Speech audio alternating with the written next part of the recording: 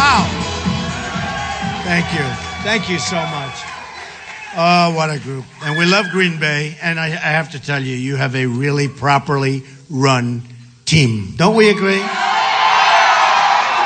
And Tom Brady's a great friend of mine from New England, okay? But he said you have a great quarterback. That's nice, right? When Tom Brady says it, that's nice. And Tom is a terrific guy, and he really does. He says the team is a great, really well-run team. So for whatever that's worth, that's nice. Sit down, everybody. Let's have a little fun. Let's have a little fun. Thank you very much. I see so many young people in here, but I see a couple of guys my age, right? There's one right there. But I see a couple of guys my age. And I thought we'd do something a little different. We could talk a little bit about success for all the young people. The old people, who knows? Maybe you'll become more successful. Maybe you'll give you, we have thousands of people outside trying to get in. Does anybody want to leave? We'll talk about does anybody want to leave? Huh? No, I'm only kidding. But we have a lot of people. We have loudspeakers set up outside because they're hearing. So I really appreciate this incredible turnout. Wisconsin is very important. It's becoming more and more important. We can get there. We have a movement going on. It's an incredible movement. It's a movement like they haven't seen in this country maybe for a long, long time. It's been covered recently on the covers of Time magazine numerous times. It's been covered by everybody. Front page of the New York Times, front page of the Washington Post, front page of everything. And it's an amazing thing to see. If you look, and I was just seeing even this morning, and I've known the statistic for a long time, but workers, people that work very hard, blue-collar workers, for 12 years they haven't had an increase, an effective increase, and it could be a lot longer than that. But, there's a lot of anger out there. There's a lot of anger from people that aren't angry people, but they're upset with the way our country is run. Recently I was interviewed by the New York Times and to an extent to the Washington Post, and they were asking me different foreign policy questions, and one of the things that was brought up was NATO. Now, I'm an entrepreneur. I've been very, very successful. I built a great, great company. I posted numbers that were incredible numbers and all of that stuff. But, I haven't been big into NATO, but we also have instincts and we also have common sense. And I have, studied it over the years and certainly read a lot about it. And I said it's obsolete. And it is. It's obsolete. It's 68 years old. It was done at a different time. It was done at a time when you had the Soviet Union, which was different than Russia. It was bigger than Russia, and Russia's plenty of problem, but the Soviet Union was a bigger problem. And it was done before terrorism as we know it today. And I said it's obsolete. And I said we pay too much. Our country pays too much because a lot of you kids are going to go out looking for jobs. We don't have good jobs anymore. Our economy is all of our good stuff is being taken. It's being taken over by China. The great jobs are being taken over by Mexico. You look at Nabisco. You look at Carrier Air Conditioner. You look at Ford. They're moving into Mexico. And I said, look, with NATO and with so many other things, we pay too much. We're paying for such a big proportion. We have about 28 countries in NATO, and we're paying a far disproportionate share. Well, we owe $19 trillion as a country. We owe $19 trillion. We made a terrible, terrible budget deal, like a disgusting budget deal, a budget deal that gave Obama, gave people coming in from Syria, gave people coming in, illegal immigration, all of the funding they need, and we get nothing out of it. I don't get why we made the deal. But we made it. But we're not going to make deals like that anymore. But what happens is we're not keeping our great jobs. And frankly, from the standpoint of all of the youth that I see before me, when you graduate from this great college, I just met the heads of your college, and they're amazing people, and they love this place. And I could just see by the way they were talking, they have such pride in it. But when you graduate, you want to get great jobs. You don't want to get bad jobs, what they call bad jobs. And even the people that talk about employment in this country, they agree.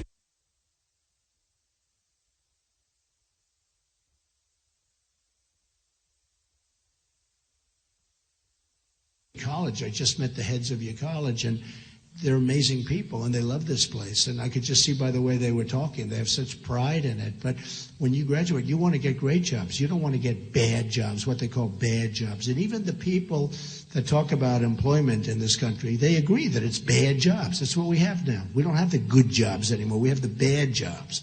And we don't want the bad jobs because the good jobs are away. They're not in this country. And, they talk about a 5% unemployment rate. That was a statistic that was devised in terms of the way they devised the number and come to the number, the final conclusion. That was arrived at very, very simply. That was arrived at so that presidents and politicians look good. It bears no relation. In fact, when you say a 5% unemployment rate, they even say it's less. But that doesn't count all the people that looked and gave up looking for jobs. And you folks understand what I'm talking about. I do so many college tours now. This is different for me because 8 months ago, I wasn't a politician. I like that just great. I never thought I'd be a politician. I can't believe I'm doing this, to be honest with you. I dealt with politicians all my life. The last thing I wanted to do is be a politician. But we also want to make America great again. We're going to make America great again. It's not even a question. We're going to make America great again. And that's why I'm doing it.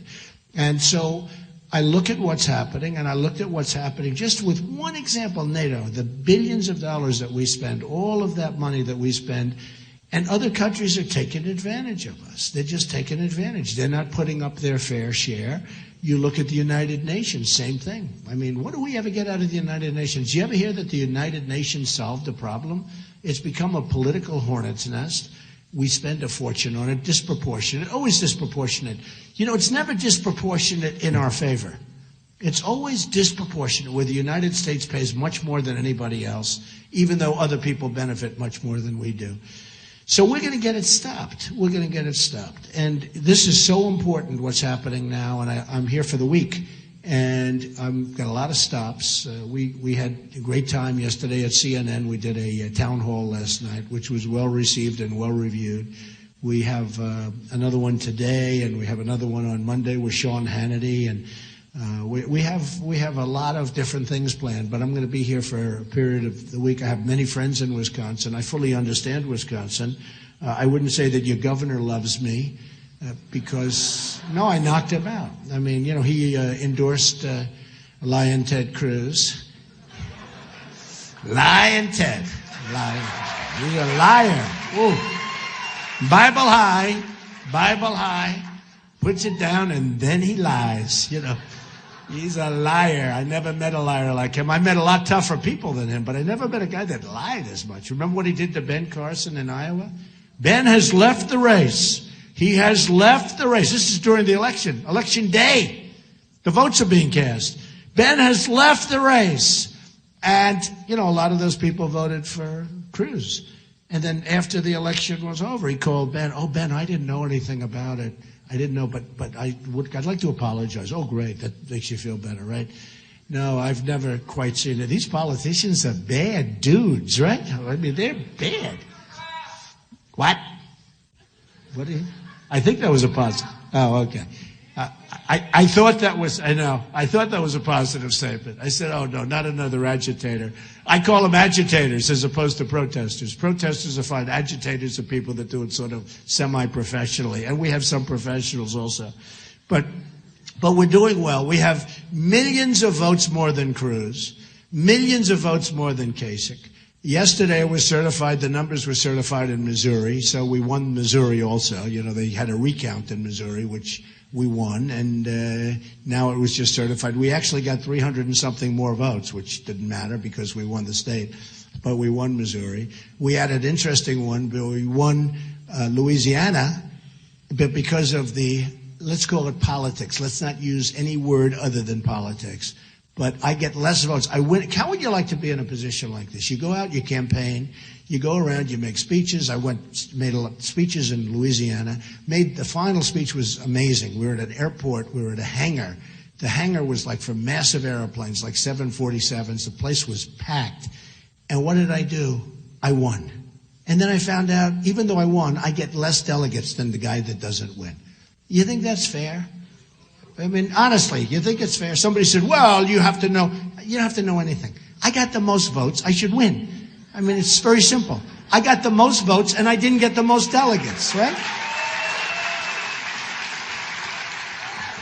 So the Republican Party hasn't treated me properly, in my opinion, and they haven't. They haven't treated me fairly. But I've got millions of more votes, and we have a movement going on. Millions of people are voting that didn't vote before in Republicans, and many of them are voting for me in all fairness.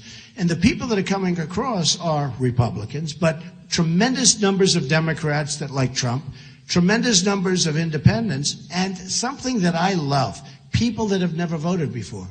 People that have never voted before because they've never had anybody they wanted to vote for. We're getting tremendous numbers of, I didn't know there were so many people. But when I do handshaking and signings and things, I tell you what, every 20th person says to me, Mr. Trump, I've never voted before. And these are 30-year-old people, 40, 50, 60, 70, 80. In Tennessee, we had one that was 93 years old, a woman, so beautiful. She was an incredible woman. So beautifully dressed, everything. And she had a Trump sticker right on her dress. And I said, that's unbelievable. And she's 93, and everybody knew about it. It's actually a big story in Tennessee. And she said she's voting for the first time because she really believes in what I'm saying. And what I'm saying is borders, and I'm strengthening the military and taking care of our vets. Our vets are being treated horribly, folks. I mean, without our vets, we would be nowhere. They're being treated horribly.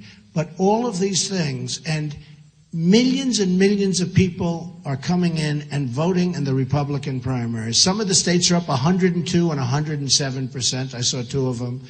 Massachusetts was up, way up, and that was, I got almost 50% of the vote. Remember, when I get 50% or 48%, but there are 7 or 8 or 10 people running, that's pretty amazing. You know, somebody said, he doesn't break, I watch some of these pundits on television. It's so sad to watch them, you know, because the hatred is just, I watch this guy Krauthammer.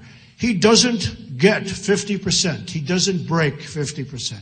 I watch Karl Rove.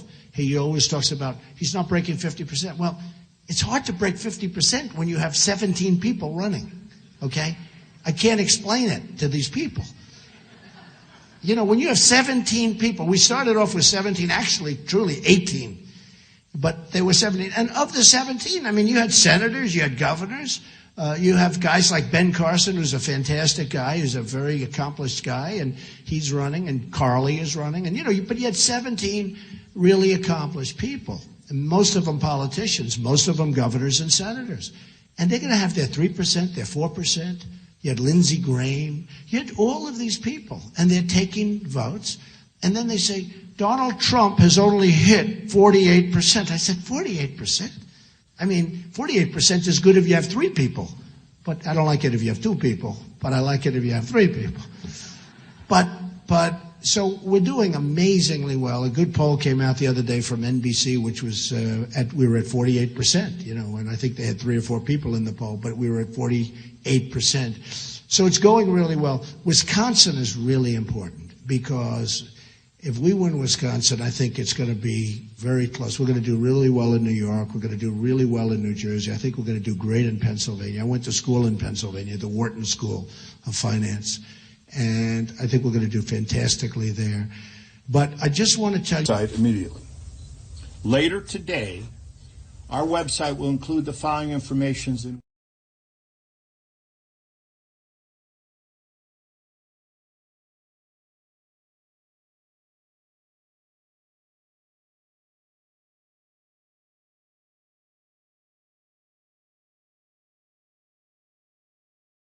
Love what you do in a good business, but you know what? If it's not necessarily that good, the loving is more important than having that good business. Some people want to be teachers. I mean, some of the happiest people and the most successful people that I know are people that aren't the richest at all.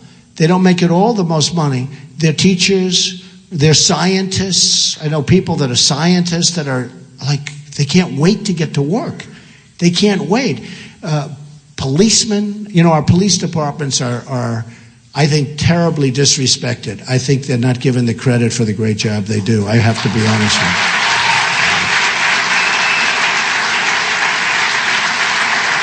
with you. So true. And our vets and our people, our military. But I will tell you that the happy people are the people, number one, the people with great families, people that have great relationships with their wives or husband, very, very important toward success. Because I don't consider success necessarily monetary, because I know the most successful people in the world, and many of these people are really miserable people, okay? No matter what And perhaps I'm in that category, okay? But I'm pretty happy. At least I'm very content, I can tell you.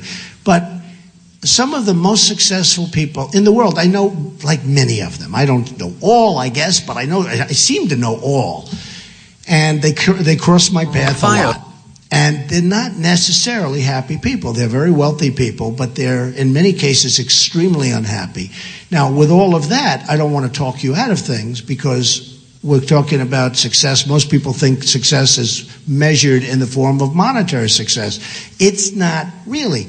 I mean, to me, a successful person who has a great family, who loves the family, loves the children, and the children love him or her, to me, that's a much more successful person than a person that's made $1 billion or $10 billion and is miserable and doesn't have a good family and nobody likes the person. And, you know, I've seen them. I think I've seen every type of person there is that God created, if you want to know the truth. And the people are the happiest are not necessarily the people who are the wealthiest, okay? But in terms of monetary success, it does make life easier. You don't have to worry about food and housing and education and sickness. Your doctors, you go to the best doctors, and hopefully that solves the problems. But it does make life easier. And I tell so many stories about different types of people. For instance, you got to love what you do. You got to never, ever quit or give up. Never quit. You're going to be so close.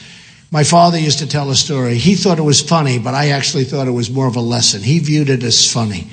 And it was about a man who loved the cola business. He loved, soft drinks. That's what he loved. He just loved the business. Isn't it strange how people like different businesses? Look at all these geniuses, the heads of your college.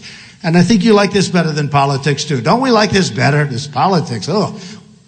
So what happens is he loved the cola business. And he founded a company. It was called 3-Up. And my father would tell this story. He'd laugh. But I'd listen, and I'd say, I don't want to laugh. It's a lesson. And he found his company, 3-Up. And he was very proud, but the company wasn't making it. Didn't work, and he gave up, and it was just no good, and it went out of business. But he never wanted to quit. And he did another one. It was 4-Up. And he did 5-Up. And he did 6-Up, and they would all fail. And he just kept failing, and finally he gave up. And my father would say, if he only came up, if he just worked a little bit harder, just one more, he would have had 7-Up, and he would have been a tremendous success.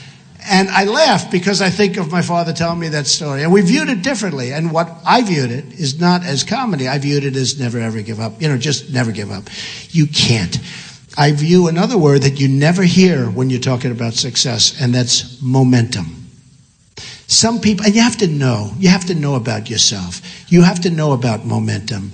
Some people have a great momentum. It's even like me on the campaign trail. I took off 3 or 4 days, which is a lot because I've been going for months without any. A lot of people say, unlike Jeb, you have very high energy, right? It's true. But you take 3 or 4 days off, and that first day or two back, it's like, you got to get going. It's almost like, don't take any time off. Vacation. If you want vacations, you're not really in the right business. I hardly ever take time off because I love what I'm doing, whether it's my business or whether it's now this. We're going to make America great again. And whether it's this, no matter what. But the word momentum is a very important word, and you have to understand it. And you have to understand how to think about momentum. And it's a word you never hear when you hear about success, but it's so important. And what happens is there was a man named William Levitt. And I had great respect for him. He was a great real estate person. And he was a young man, and he built Levittowns. Has anyone ever heard of Levittowns? Well, Levittowns were these massive housing developments, largely in Long Island, Pennsylvania, different places, but massive. He was really the first of the massive builders of homes. And he was a young man. He did unbelievably, became very, very rich, and everything he touched turned to gold, and it was incredible. And then what happened is he was offered a lot of money by Gulf and Western. It was a big conglomerate to buy his company. And you have to understand, William Levitt used to go around looking for nails, looking for sawdust. He'd sell the sawdust. He'd save the nails and use them again. He'd save chips of wood and use them for different things. Everything was perfect. He knew how to get zoning. He'd have lunch with the mayor. He'd have lunch with the council. He'd have dinner with everybody. He was the ultimate professional real estate developer, and he built Levittowns. Remember, he was the first really large-scale housing sprawl all over the country. Actually, they went all over the world. So Gulf and Western came to him, and they offered him a lot of money, more money than he ever thought possible. And he took it. And he said, oh, boy, this is great.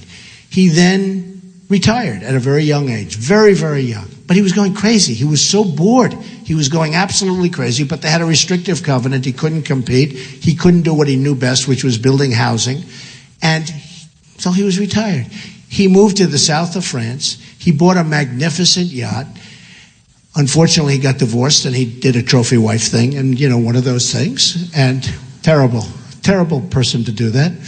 But he did it. But he had a wife who was a good wife, La Belle. And he named the boat after her, the yacht.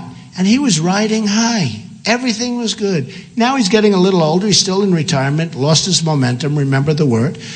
And Gulf and Western comes back, and they're dying. This is a big company, but they're dying because they don't send people to pick up nails. They don't send people to sell the sawdust. They don't send people to take the little scraps of lumber and bring them down and sell them and get very small amounts of money, but it all adds up. And they're losing their shirt with this company they bought. They couldn't get zoning because they don't take the mayor out to dinner, and they don't do the things that you have to do. And they couldn't get zoning. They had all this land. They went crazy with buying land, and they couldn't sell the company because it was a mess, and they destroyed the company. And they went to William Levitt, and they said, we'd love to sell you the company back. And he said, I think it was about 12 years, he was out, okay, lost that whatever it is. And after 12 years, they came to him, they said, we'd love to sell you the company back. Would you have any interest? Yes, I would. I'd love to buy it back. So he bought this big company back, bigger than what he sold. He had all this land that was unzoned and all. And he worked like crazy. He worked 24 hours a day. Work. And he went bankrupt, out of business, totally bankrupt. The biggest, he went bankrupt. And by this time, he was an old guy. And I was at a party, and I was the new hot guy in New York. I was doing great with real estate, and I was on the covers of Business Week magazine and Fortune magazine. I was doing really well. And there was a man named Steve Ross that a lot of you folks would know from Warner Communications. And he was the hot guy in entertainment. He built Time Warner, and he was a great guy. Passed away from cancer, unfortunately, but he was an amazing guy, one of the great people in the history of the entertainment business. And he was giving a cocktail party. He had 50 people on his Fifth Avenue apartment. And I walk into the apartment. I was invited. And I see 50 people, and most of them are in the entertainment business. And I saw one person, pretty old guy, and he was sitting in the corner, and his name was William Levitt. And I went over to him because I was attracted to him because he was in my business. I didn't care about the entertainment people. I cared about him. And I said, Mr. Levitt, how are you doing? Donald Trump. He said, yes, I know. He said, I'm not doing well. I'm not doing well at all. I said, I read that, and it's too bad. What went wrong? And I'll never forget the expression of the statement. He said, Donald, I totally lost my momentum. So the thing you probably never heard. He lost his momentum. He took that time off. He came back, and it was a different world, and he lost his momentum. Now, the real lesson there is you have to know if you've lost your momentum so that you don't get hurt. And it's just something that I talk about because it's so different.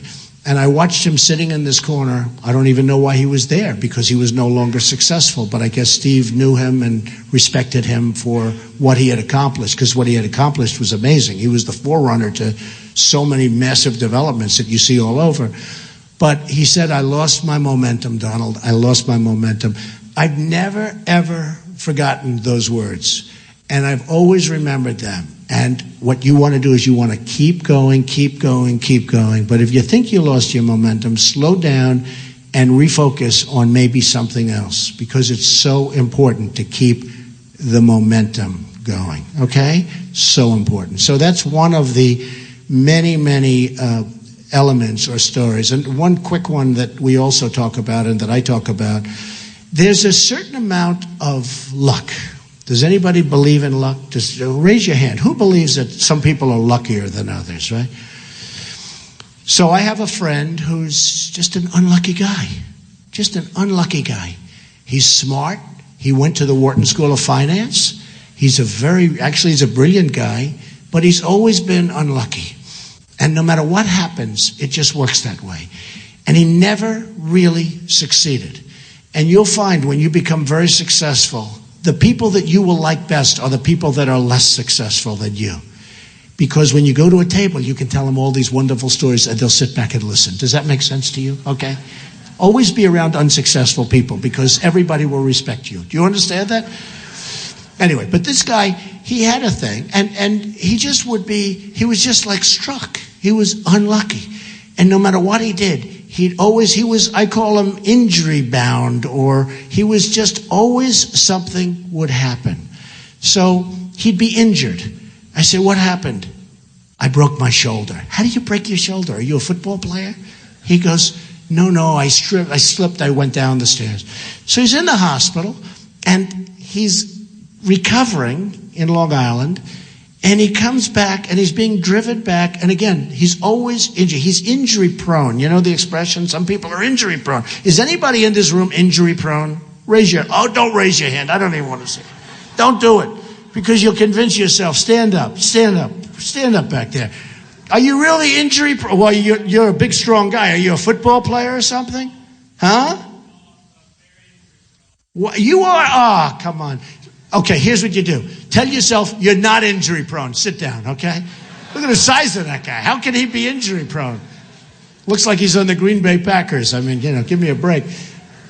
But this guy was totally injury prone. No matter what happened, totally injury prone. And he'd always be ill. I'd call his wife and she'd say, oh no, he's very sick. What's wrong with him? And he said, tell me something. I'd say, all right. So he had a broken shoulder and now he's coming home. Think of this. He's coming home from the hospital, and he's riding on the Long Island Expressway, which is the longest parking lot in the world, by the way. He's riding on because it's so crowded. He's riding on the Long Island Expressway, and an 18-wheeler hits the signs that say, to New York City, 10 miles, right? Knocks over a sign. Think of this. He didn't even get hit by the truck. He got hit by a sign. And I call up to make sure he's okay from the previous injury, and the wife says, no, we were taking him home, and what happened is a big truck hit the big sign, the big stanchion, and the sign came down on the road and it hit his car, and now he's really in trouble, and now he's back in the hospital. Well, just like that, there is a certain amount of luck. But the greatest story to me is Gary Player. Gary Player was a golfer, a great golfer, one of the great golfers of all time. And they used to say he's diminutive. He was small. He worked harder than any human being. He worked harder than any other golfer, but he was a small guy. But he hit it good. He hit it far. Great golfer. Everybody's heard of Gary Player from South Africa. Still a great guy. He's always kept himself in shape. I saw him the other day. He's like 80 years old. He's phenomenal. He still looks like he did 20 years ago. But Gary Player worked hard. And he was the first time, maybe I've heard it again, but he was the one. The harder I work, the luckier I get. That was Gary Player. He worked so hard. And they'd say to him, he'd win the U.S. Open, and they say, where are you going tonight? I'm going to practice. I mean, he just won a tournament, and he's going to practice. And I have seen people that work really, really hard. They create to a certain extent, because I do believe there could be something with the whole luck thing. But there are people that work hard. Remember that expression, the harder I work, the luckier I get. The harder he worked, he got stronger, longer. He practiced putting, he practiced chipping. The guy was unbelievable. He won 18 majors, senior and regular. He won like 175 tournaments worldwide, which I think is the record. But he was a hard worker. And he used to say, they'd ask, how do you do this? How are you so successful? He says, well, the harder I work, the luckier I get. And I just think it's a great thing for all of the young people out here and the older people. Hey, I'm still working just as hard. I think I'm working harder in the last 8 months than I've ever worked before in my life. Believe me. But I enjoy it. You have to really work. The harder you work, remember, The harder you work, the luckier you get. So just remember those few little things. Momentum, love what you do, always love what you do, always. One final story on success, because I think it's a great thing. I have a friend who's a guy who was born to a very, very successful Wall Street baron. And the Wall Street baron is a vicious, ruthless, horrible human being, okay? You would not like him for dinner. You'd respect him, but you wouldn't like him. And most of the people in the room would know who he is. One of the big barons of Wall Street. Very, very smart, very vicious, very ruthless, more so than you'd ever see in a movie. You know, they can't make movies about guys like this. And he had a son who's a really nice guy. I have no idea how he produced this son. This son is the nicest human being. And the son was in the father's firm on Wall Street, and the firm is a massive firm. And he was unable to compete really with all the young guns in the firm. And the father sort of understood it, loved his son, but drove his son really terribly. And what happened is the son is at a club. He's a member of a country club out in Westchester. And they were doing a major, major renovation of the clubhouse and the greens and the golf course, a big, big renovation. And people sort of semi-felt sorry for him almost, and they put him in charge. And he was fantastic. He was there at 6 in the morning and 5 in the morning, and he wouldn't leave till 9 in the evening. And the job came in under budget, ahead of schedule. The job turned out to be 10 times better than anyone ever thought. And he was so happy. His wife called me. She said, he's like a new man. He's so, so happy. He's doing this, and he's so happy. But he doesn't want to leave the firm because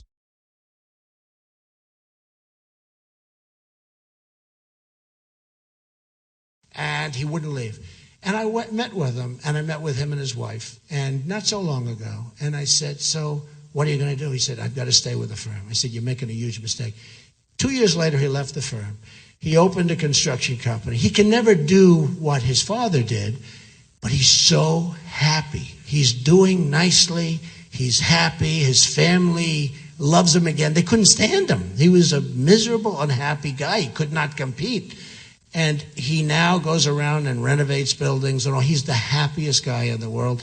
And in his own way, his father's too tough to say it, but in his own way, his father is proud of what the son is doing. So I only say, really, love what you do and remember those other little things I told you, okay? So that's enough of success. Do we agree? Do we agree? Is that okay, Mr. Instructors? Okay? I really wanted to. Okay. I wanted to go into it. I really wanted to. I don't think I've done that once. I love speeches. I don't think I've done that once. I love speeches on success. I mean, to me, they're great. And sometimes, but I think that might be the first time I've ever done it on the political scene. And a couple of the older guys sitting in front, they've already made their millions. They're so rich, I don't know, right? You with the red, stand up with the red cap. Look at that guy, handsome guy. You've made millions, right? Millions, or maybe less. But you happy? Oh, U.S. Marine Corps. Were you in the Marines? That's success, and you're very proud of that, right? Same thing. It's all the same, folks. It's all the same. That's fantastic. Go ahead.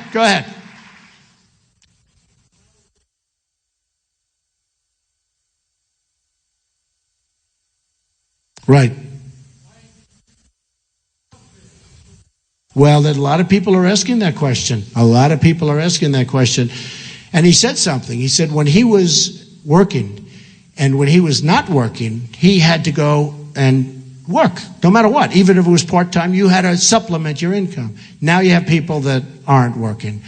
Look, it's all about incentive. People have to want to go out. They have to want to. We have no incentive in our country anymore. We're losing in every way. We're losing in that way because we have so many people that don't want to work. We have so many people that, if given the right incentive, would love to work. They'd love to do it. We don't have incentives anymore. We don't have spirit anymore. Our country doesn't have spirit. We lose in so many ways. Sit down. Thank you very much. I'll give you an example. When Scott Walker came out and ran for president, he was expected to win. I mean, during the course of my term, Jeb Bush expected to win. Gone. Right? Scott Walker expected to win. Gone. Rand Paul expected to win. Gone. They're all gone. I miss him. I'm like lonely. No, I'm lonely. And during debates, we had 11 or 12 debates. And during the debates, every single debate that I participated in, I've been at the center. The center means that you're number one. And I used to say to CNN and Fox and the people that would have the debates, I'd say, well, are you going to announce that center is number one? No, we don't do that. Why? Because nobody knows that. But some of them would do it. But I was at the center. And I debated these people. And I guess won the debates because every single poll, they have debate polls. They have polls on everything. One thing, I think I've made polls hot, you know? I think I really have. Nobody used to talk about polls. Now everybody talks about polls. But every single online poll that they had, Drudge, who's a fantastic guy, by the way, Drudge. They have a Drudge poll. They have a Time Magazine poll. They had many, many polls.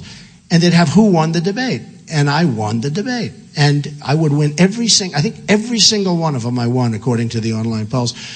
And the last poll, my wife said to me, the last debate, she said, will you do me a favor?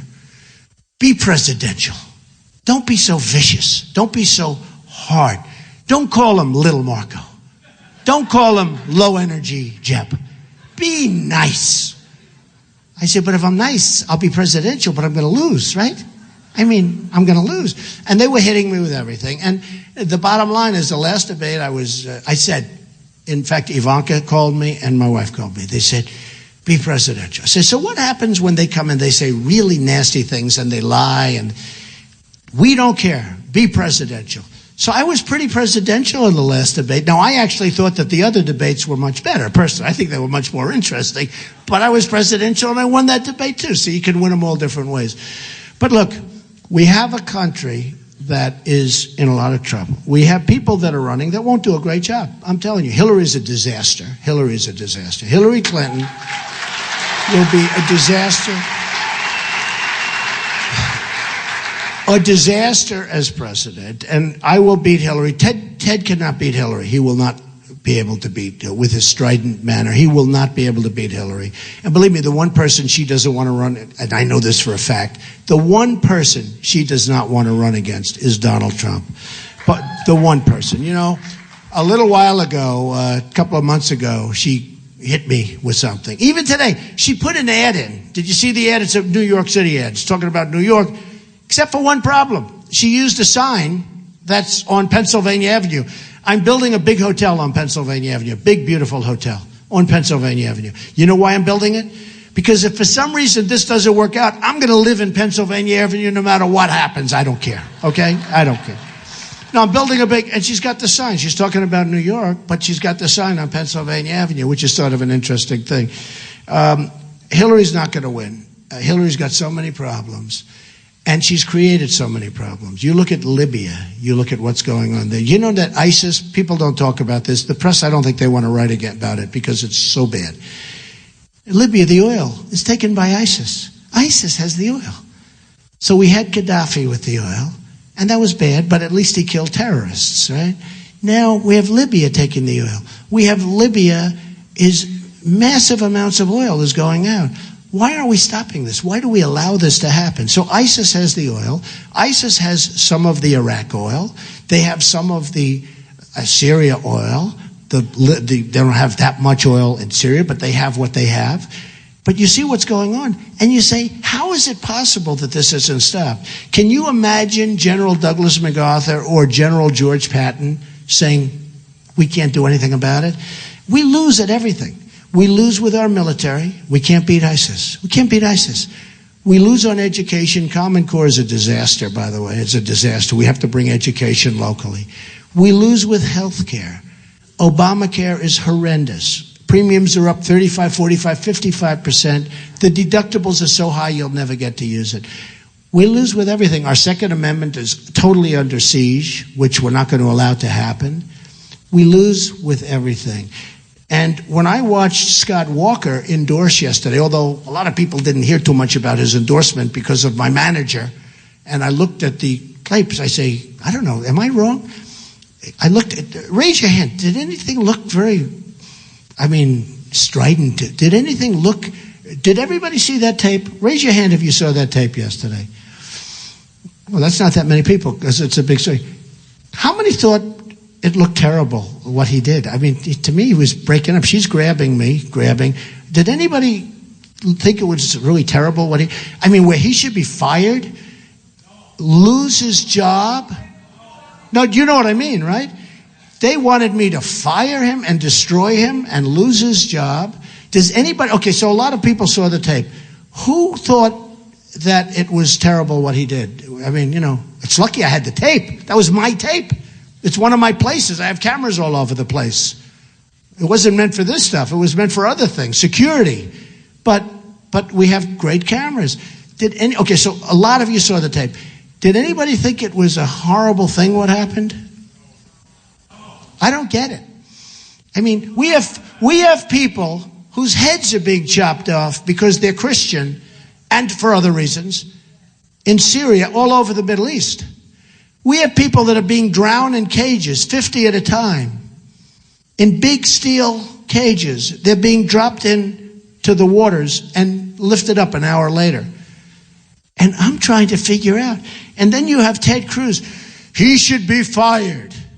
I say, why? I don't do that. I'm loyal. He did a good job. Now, the girl made statements. Actually, she made some terrible statements because she said that she was, I could read. Should I read the statement? Should I read it? Does anybody want me to read it? Huh? Yes? I'll just read it quickly. Listen to this. This young woman, reporter, who shouldn't have been where she was, and she grabbed me twice. She said, I was jolted backwards. She wasn't, right? Did anyone disagree? Someone had grabbed me tightly by the arm and yanked me down. Did she go down? Did she even go a little down, like a couple of inches? Did she have any facial expression? If I bring one of these big, strong guys up here, of which we have a lot in this room, that's called Wisconsin, right? Strong. Hey, if I bring a Green Bay Packer up here, and if I give him a whack, he's going to go, and then he'll knock the hell out of you, right? After he recovers from shock. But you have there's no facial expression, no nothing. So she said, this is the exact quote. I was jolted backwards. Someone had grabbed me tightly by the arm and yanked me down. She didn't go down. I almost fell to the ground. She didn't almost fall to the ground, but was able to maintain my balance nonetheless. But I was shaken.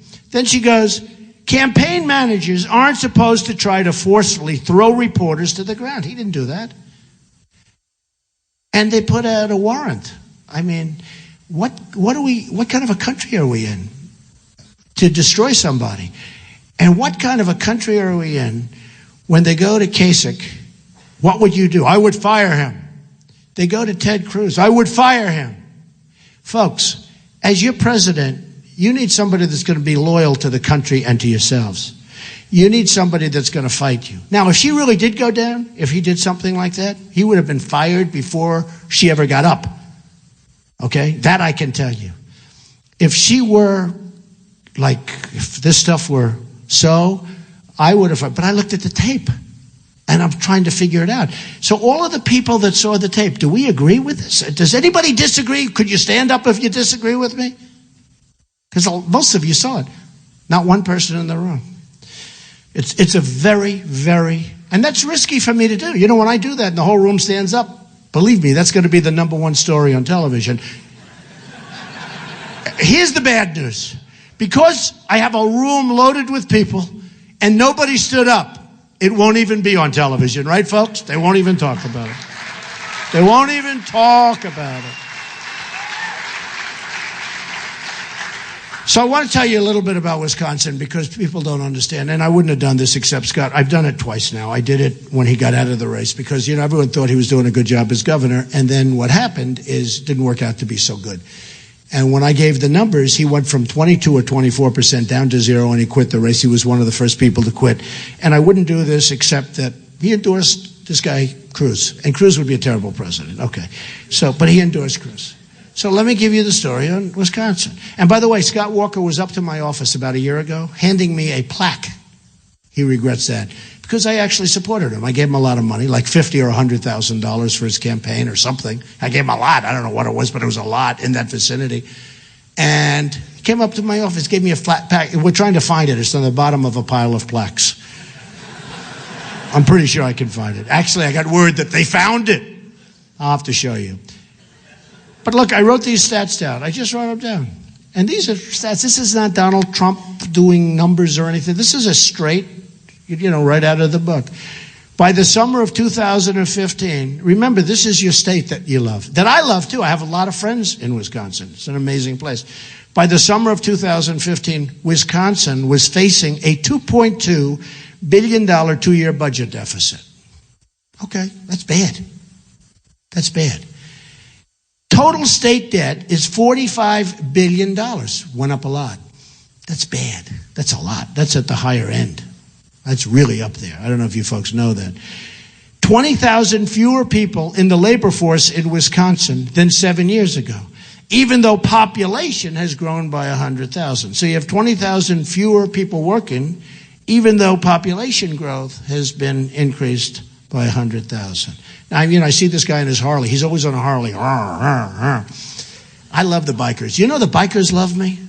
I was saying it. Do you know that? Do we have any bikers in this room? The bikers, right? The bikers love Trump. I went to Hilton Head and a couple of other, there were hundreds and hundreds of bikers. And the Secret Service says, stay away. I said, don't stay away. These are the greatest people. These people are amazing. For some reason, the bikers love me. I'm not a huge biker, I have to be honest with you, okay? I always like the limo better, right? The limo. But the bikers love me. You know why they love me? And I asked a couple of them, why? They say security, military, borders. You're the only guy that's going to do it. Sheriff Joe Arpaio from, as you know, from Arizona, the toughest. He endorsed me. Nobody tougher on the borders than Sheriff Joe. He endorsed me. So many people endorsed me. Such great endorsement. Okay. 800,000 food stamp recipients. Middle class hit hard due to job loss of manufacturing, the job loss. Now, both Ted Cruz and your governor and Kasich are trying to approve TPP. Kasich approved NAFTA. He was a congressman. He raised his hand. NAFTA has been a disaster for Wisconsin. It's been a disaster for the whole United States. We have lost so many companies and so many jobs. Wisconsin has lost 15,000 net jobs to Mexico. You know about that, right? Do you feel that? Can you feel it? Right? When I say that, that's a hell of a number. Since NAFTA, 15,000 jobs. 70,000 jobs you've lost to China. 100,000 illegal immigrants living in Wisconsin costing taxpayers $883 million a year. Now, this is out of the books. $883 million per year. Now, what happened is everybody thought Scott Walker was tough and doing a good job, and, he was fighting people and always fighting. It's better if you can do it without the fighting so much. It's wonderful to fight. Let's fight. But, how many times can you fight? I looked at your Capitol. Every time they're throwing, you're going crazy. It'd be cooler if you could get better results. How about getting a better result without the fighting? Wouldn't that be nice? It's like in New Hampshire. I spent $2 million and won. Jeb Bush spent $48 million and got beaten badly.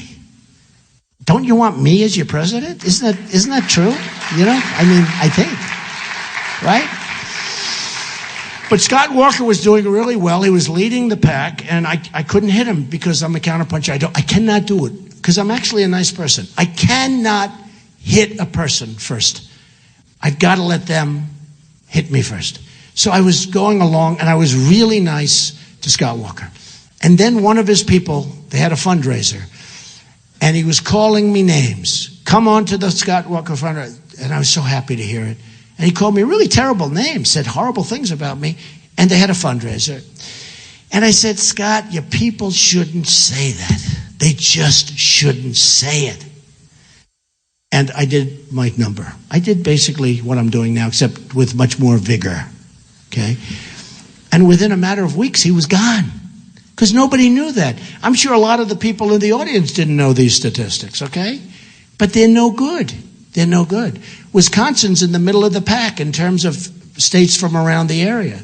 Wisconsin's not doing well. So he would have been better off if he didn't endorse Ted Cruz.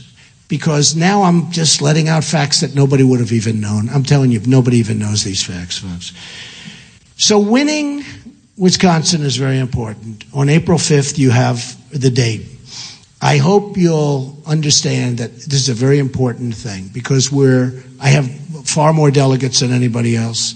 I have far. Do you ever hear Cruz get up and say, I'm the only one that's proven that I can beat Donald Trump. I beat him here. I won last night on the town hall. He said, we won the state of Utah in a tremendous victory. He didn't say that the same night I won the state of Arizona and got many, many more delegates, right? He didn't say it.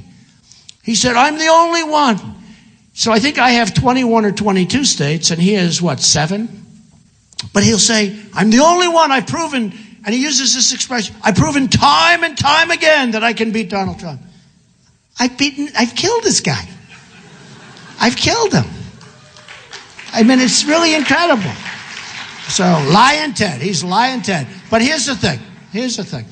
It's a very unfair situation, though, because as I said before, getting to the 1237 delegates is, and by the way, Missouri just came in and it was certified I won Missouri. That happened yesterday, so I'm very. They were actually going over the numbers. He was supposed to win Missouri, so probably they went over the numbers. But he was supposed to win Missouri, so probably when I went, they said, we want a recount. So they had a recount. You know what happened? They found more than 300 more votes for me. So anyway, so I won the state of Missouri, so that's good. And we picked up, I think, an extra 12 or so delegates, which is great. And they're great people. And I thought I'd win there. You know, I was told that I was going to lose there. I was told I was going to lose South Carolina. I won in a landslide. I was told that I wouldn't win in New Hampshire. We won in a landslide. I was told that Nevada would be very, very difficult for me to win. I won in a landslide. And by the way, in the polls, I won all of the Hispanic. I won the Hispanic by a lot, you know, because the Hispanics, they want jobs. They want jobs to come into our country. They're smart. And one poll had me 25% with African Americans, and one of the announcers said, if Trump got 25% with African Americans, this election is over. You might as well not even have it. He wins. And I think I'll do great with African Americans. So we're going to have something special. But really important is next week on Tuesday, the 5th, to get out and to vote.